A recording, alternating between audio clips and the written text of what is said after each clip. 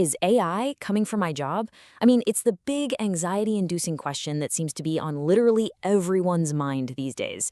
Everywhere we look, there's another headline about machines taking over, and honestly, it's incredibly easy to feel overwhelmed or even just a little bit intimidated by the sheer pace of this technology.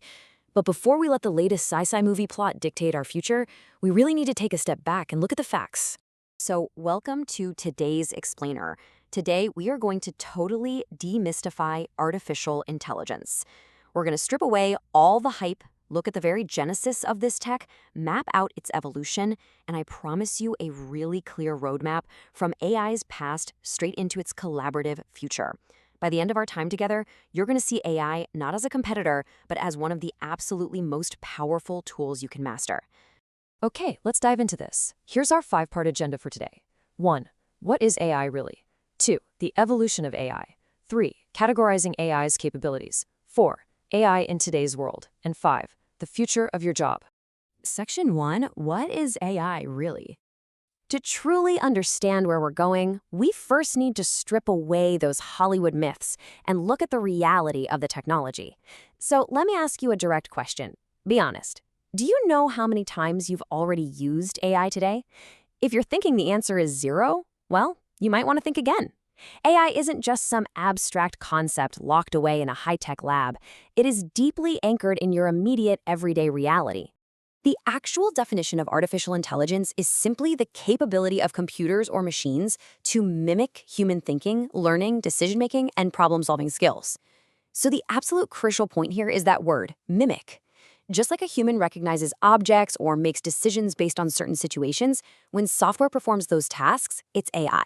It isn't magic, it's just mimicking human thought processes to solve problems. It's actually quite relatable when you break it down like that. In fact, you're successfully interacting with it all the time. When YouTube or TikTok magically knows exactly what video you want to watch next, that is AI recognizing your preferences. When you ask Google Assistant, Siri, or Alexa to set a timer or check the weather, that's AI processing your voice. And when Google Maps adjusts your route on the fly and saves you from sitting in a massive traffic jam, yep, that's AI in action. You, my friend, are already an AI user. Section 2, the evolution of AI. Because despite how it feels right now, this technology didn't just appear overnight. It's actually the result of a scientific pursuit that spans over 70 years. Let's trace the timeline. The concept began way back in the 1950s. Alan Turing proposed the famous Turing test to check if machines could think like humans, and in 1956, the term artificial intelligence was officially coined at the Dartmouth Conference. But it wasn't a smooth ride. For decades after that, the tech world suffered through what we call AI winters. Progress practically froze because our computers simply weren't powerful enough to handle the complex calculations. But then, fast forward to the 2010s, we hit a massive modern boom. Fueled by mountains of abundant data and superpowered chips called GPUs, machine learning and deep learning completely took off, which is exactly what brought us the ChatGPTs of today. Section 3, categorizing AI capabilities. Knowing these categories is absolutely essential because it sets clear boundaries and helps calm those fears about machines taking over the world. Now, what's really interesting about these numbers is the sheer scale of the distinction. Based on capabilities, a massive 99% of the AI tools we use today, including things like ChatGPT, Siri, and Google Translate, fall into the category of narrow AI. General AI and super AI make up essentially 1% or less, and they exist purely at the research level.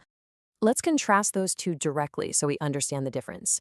Narrow AI, which is also known as weak AI, is designed to perform one specific task exceptionally well. Whether that's playing chess, facial recognition, or language translation, it is highly specialized software.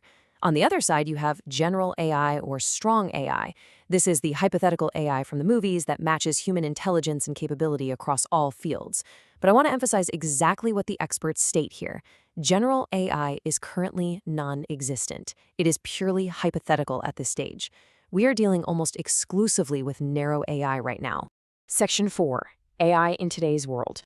With that comfort and context in place, let's zoom back into the present to see exactly how this narrow AI is currently revolutionizing specific fields across various industries. We are seeing incredibly practical, beneficial applications. In the generative AI space, tools like ChatGPT, Midjourney, or 11 Labs are generating text, images, and audio effortlessly. In healthcare, AI is literally aiding in the early detection of diseases like cancer, analyzing x-rays, and even accelerating drug discovery. In business and e-commerce, it's powering chatbots for customer support and automating complex sales forecasting.